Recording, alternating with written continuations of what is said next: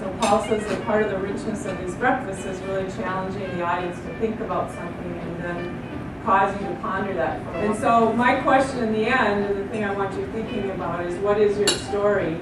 How are you telling it? And how will I know? And so as you think about the story you're trying to tell, what are the mile markers you're collecting to give evidence, to give depth to your story that has meaning for others to be able to say? I think there are stories all over around us that can inspire us, but the most important one for us to tell is our own story.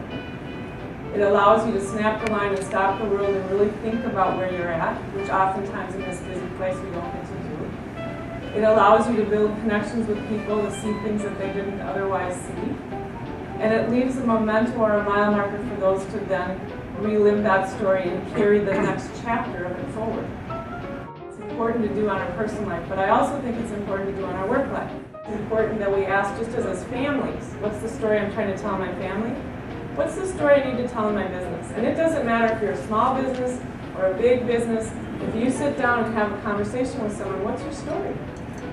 I think pictures are a great way to do it because we're visual, and part of that human experience is the connections that we make, and so you can take someone there real quick. So I challenge you to think about however you do it. If you do it with photography, that's great. If you do it in another way, that's fine as well. Because those stories are important. They're part of what holds us together. The foundation is that 7Fs gets built on is being authentic and being okay to be who you really are. Because it's from understanding that we can have really rich lives. And so as I close, I hope the examples that I've given you give you some inspiration to say, how do I tell my story? What am I using to tell, and how will I know?